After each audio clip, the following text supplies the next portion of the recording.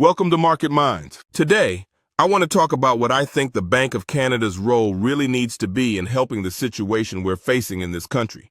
See, Tiff Macklem, the governor of the Bank of Canada, has actually done a pretty good job given the tools he has. But let's remember something. The Bank of Canada isn't responsible for government spending or economic development. That's the government's job. The bank's role is to monitor, control, and stabilize things like inflation, interest rates, and the money supply.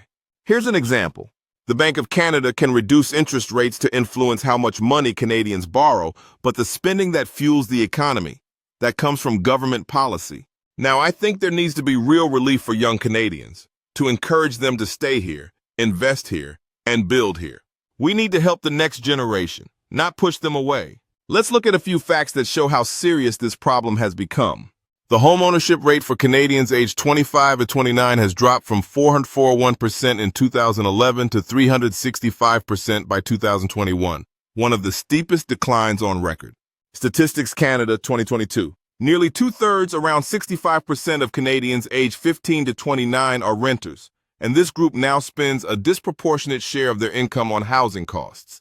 Statistics Canada 2024. For those young Canadians who do manage to buy a home, about one-third, 33%, had to rely on familial support through gifts, inheritance, or borrowing from relatives just to afford their first property.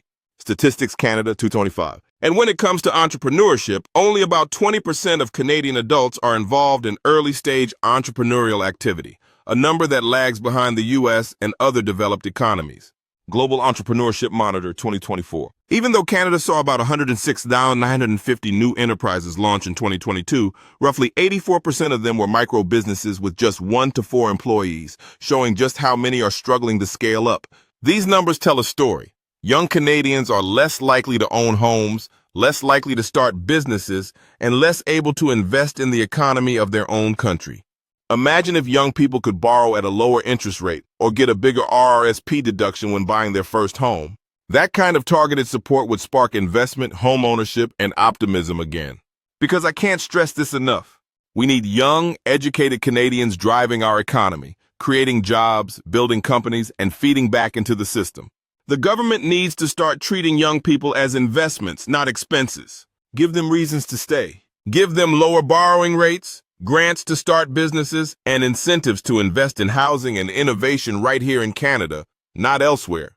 Look at our neighbors to the south, the United States. They've done an excellent job of backing and investing in young entrepreneurs. That's why you see so many self-made billionaires, startup founders, and innovators who choose to keep their headquarters in